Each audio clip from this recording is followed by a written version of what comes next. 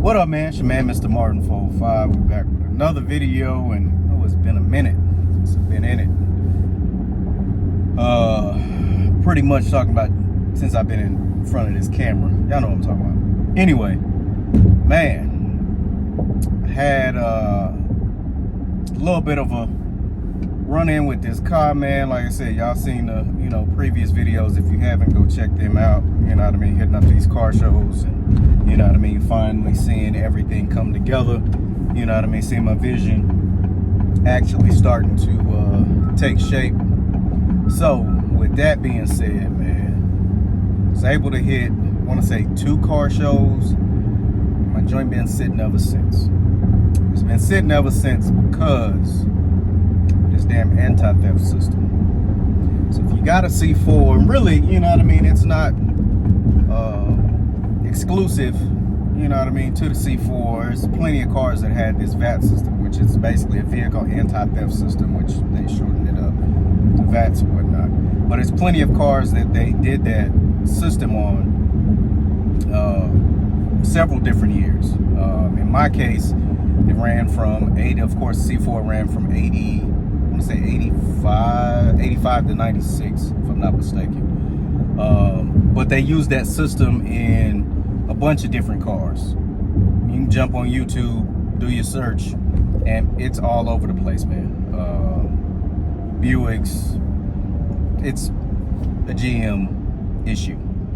So with some people, it's a little bit more cut and dry. It's, you know what I mean, doing a bypass, trying to get around the ignition switch. Tried that. So you start at the beginning. So went to put my key in, which I kind of feel like, you know what I mean, me having all of my keys on the same key ring kind of messed with the little chip in the key to the Corvette. So ordered another key. So all of the situation started, put the key in there. Like I said, it was kind of running a little bit funny when I was coming from car shows. So I figured, all right, well, maybe it's time to do a little bit of maintenance. You know what I mean? Check in on the distributor. Maybe change this fuel filter, and I hadn't changed the fuel pressure regulator since I changed out the fuel injectors. So got it back to the house, ordered some, parts, kind of got to working on it or whatnot to put the key in there. Nothing. When I say nothing, I'll turn the key over. It'll turn the motor over, but it's not starting. So after jumping in a couple of my Corvette groups, jumping on a couple forums and trying to check and see people having the same issue, trying to figure out if the solutions that they had would be a solution for me, pulled the distributor, rebuilt that joint from the bottom to the top. Ignition control module, the coil, the pickup box down at the bottom, the little condenser or the little cap that's in there. Pretty much everything from top to bottom in the distributor. So any component that is in that distributor, I've touched it and replaced it. Dropped that back in there, got that reset. Even went down as far as to changing the spark plugs because they looked at a little sooty, if you will. You know what I mean? Like they weren't burning the way that they were supposed to. So I pulled all those, replaced the fuel injectors. I'm not fuel injectors, the spark plugs. So keeping that in mind, that I changed the fuel injectors, all of that, like, well, you know what I mean, maybe the pressure's not what it's supposed to be. So I actually went and got a fuel pressure kit to actually test the fuel pressure at that rail, and it was only reading 20 pounds of pressure, which I actually need to check that again to see if that's part of my issue. But like I said, I've been trying to alleviate the issue with this code 46 and it being this anti-theft system. So like I said, when I checked it, I'm only getting 20 pounds of pressure, and reading that manual, it's supposed to be anywhere between 30 to 40. So that's why I jumped in, changed the fuel pressure regulator, got to figuring, okay, maybe this fuel filter is clogged up, and that's part of my issue. So I pulled that fuel filter. Bro, that was a whole issue within itself, which, like I said, I probably could have turned the camera on and got that footage for y'all, but I'm pretty sure y'all don't want to hear that language, man. anybody that's ever worked on some cars, you know, you've been in a garage or in a shop somewhere and you've said a few choice words when dealing with these cars. So with that being said, after allowing gas to run down my arm and all over the floor in the garage, because I actually had, you know, a little can down there to actually catch the gas, and you know, after a while it's kind of like, you know what, I got to get this on. I'm not trying to do this all simple. I'm trying to get this part up on here. So after about 30 minutes or so fooling with this fuel filter, got that joint back up in there, put the key in, turned it, still nothing. That's it. Turn over, but not getting any spark. So after running all these different tests, I'm like, all right, changed everything else, you know, getting advice from other people. Well, maybe, you know what I mean, the fuel pump is a little weak. It's not, you know what I mean, really pushing the gas up there like it's supposed to, and, you know, not holding pressure, and maybe, you know, the pulsator at that hose is kind of falling off. Maybe it's an issue there. So decided to pull, you know, the lid up out of there, pulled my bolts up out of there, pulled that fuel pump, changed all of that stuff, pulled the sock, new fuel pump, all of that stuff, put all that stuff on there. All of that stuff is working like a champ. Put the key in there, still same thing, nothing. So like I said, I've ordered the bypass, hooked that up on the ignition. So then therefore, like I said, it thinks that the key is always in there. To think it was an issue with that, which I can actually hook all of that stuff back up, because since I ordered that and a new key, that's not my issue. So I can hook that part of it back up. I'm now looking into whether or not I need to change the anti-theft system as far as the little box that plugs up behind the glove box, and see if maybe that's it. I actually ordered the bypass as well to bypass that box, the anti-theft system that's supposed to send a 30 or 50 hertz signal to the computer to let it know, hey, everything's a go, give power to them injectors. And that's how I even checked it, which again, if you have one of these cars, you know that it doesn't have an OB2 plug on it. It's an OBD1. It's more squared off. If you're a mechanic, you know what I'm talking about. But you can get, you know, paper clip or something, put it in those first two prongs, and it'll throw your code on the dash. So in dealing with that, threw that on there, got it to run the code. And like I said, I'm dealing with a code 46. So I'm dealing with this code 46, that anti-theft system. So I've been trying to figure that out. Called one dealership. They said they could reprogram that computer, but if you're just going to reprogram it to how it has been, you're not solving the issue. Talked with a guy on a forum, and he said he had his reprogrammed, but he had it reprogrammed to completely not recognize the VAT system. So I need to try to find a shop that actually does that, so therefore I can get that reprogrammed, see if that will alleviate my issue. On my way now to check and see what my other options are, like going to a dealership and checking to see the mode of operation that they run as far as getting a code 46 if they've ever worked on them type of cars, which a lot of the guys that work at some of these dealerships, or should I say the younger guys, haven't seen these issues, because again, most cats are not taking these cars to a dealership. It's like I said, 90 to 95% of the work that has been done to this car has been done by me. You know what I mean? So playing out here in the street, trying to get some places. So like I said, all the stuff that I've changed on the car, what you call it, that part, changed the thermostat, the EGR valve, like I said, the fuel injectors. What else have I changed on there? The idle air control valve that goes right down there at the bottom of the throttle body. I still need to get that throttle position sensor. I need to change that. Like I said, fuel pump, fuel filter, fuel pressure regulator, everything in the distributor. Ran new relays, changed the headlights, all my lights pretty much everywhere, LED, whether it's inside the car, my side markers, my headlights, all of that stuff has been done. Pulled off a lot of parts when I shot it to paint. Of course, got the car painted. I did maybe 80 to 90% of the interior. Had my guy Isaac at Affordable Upholstery here in Oklahoma City do my seats and my visors.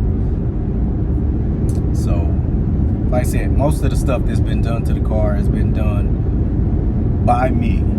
You know what I mean? So it's like it gives it whole new meaning to blood, sweat, and tears. Like, ain't been no tears as it pertains to building this car, but you can definitely feel the blood and the sweat of building these cars. Because like I said, especially during this time, whether it be the spring or even into the summer, being in that garage and not having any AC out there, which that's something I plan on getting next, is something to make it a little bit more tolerable to work in this garage, man. But between tearing these knuckles up, you know, hitting a lot of these sensors, getting cuts all over your hand, and you know what I mean, bleeding down all off on the inside of that engine compartment. The car means a little bit different when you've actually bled down off in there. But yeah, man, got majority of that stuff done. Like I said, trying to alleviate this issue. I don't want to do anything else until I get this code 46 cleared, or at least, you know what I mean, get the car back running to where I can move it around and get to, you know what I mean, hitting the cars and coffee, or either, you know what I mean, just driving it here and there, whether it's to work or, you know, just kind of getting it out and enjoying the sun, you know what I mean? But a lot of the stuff that I still have in the garage that I can still kind of touch base on. Like I said, had it color sanded and buffed. You know, car looks good. I have a couple areas to where some of those swirl marks have started to lightly raise back up in there. So I got some compound and a few other things in the garage that I plan on jumping on to alleviate those issues.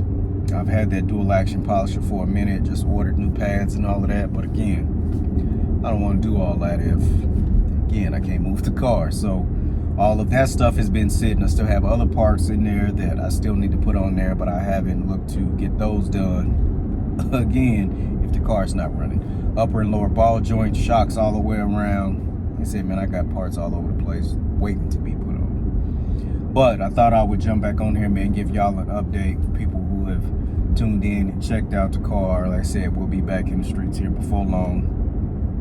But I have to figure out what the issue is as it pertains to this code 46 and this car running. You know, I got to get that fixed before I do anything else. Like I said, I still got maybe another 10 or 15% to go to get the car completed.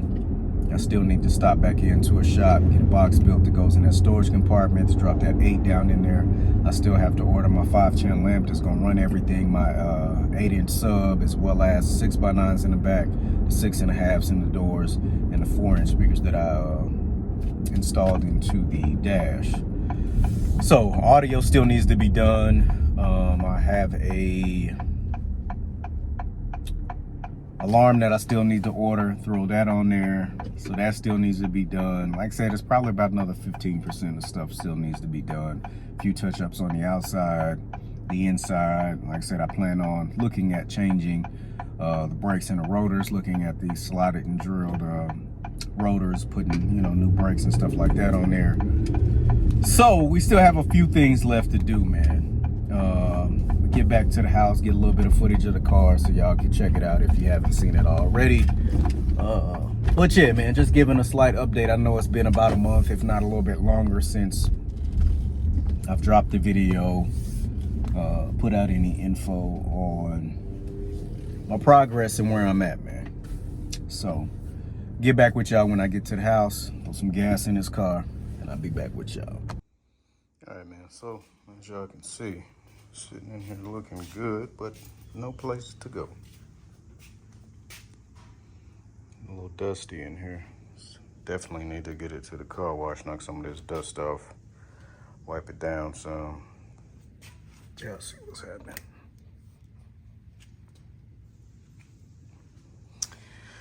But yeah, interior done. You see all the stuff I have tore apart, which is actually kind of funny because that fuse panel that sits back behind here, one would never find it. The fuses that sit in there are the fuse to the back hatch. So if ever blow that fuse or the hatch is not opening up, at least now I know the fuse is back behind there. The fuse for the anti-theft system, which I've checked, and it's not blown. And then also, I think it's the cold start injector. It's the last fuse down there at the bottom. I want to say it's a relay down off in here that I need to check to see if that is it. Of course, I have the rest of the dash out, which that's the anti-theft system. And of course, my computer that I have dropped down here, which talking to a guy that actually, I guess, sells or services the bypass boxes, which I have one of those. So it's one of these here. It's supposed to send that 30 or 50 hertz signal to the computer to tell it, all right, yeah, you can go ahead and ground everything out, give power to the injectors, starter, all that good stuff. Told me that it's wire B6, so I need to actually find that on my computer, get this wired up and see if I can get some action. All right, so try both of those bypasses, the bypass that goes under the dash up over there, as well as the bypass that I just showed you that is supposed to send the fuel enable signal to the ECU. Still a no-go. So still sitting. The two options that I'm looking at now, it's another module made by New Rockies to where you can actually go in and flip the switches that needed to be flipped in order to give you the signals that you're supposed to get. And it pretty much in a nutshell gives you the, replaces the VAT system. So, but that's about $297, probably after taxes and shipping and all of that, a little over 300 and some change. Or I've been in contact with a couple of guys looking at getting that ECU reprogrammed so I can have that VAT system deleted out of there, because I plan on getting an alarm put on here anyway, so I won't have to worry about that. But yeah, been sitting, look forward to having this thing running here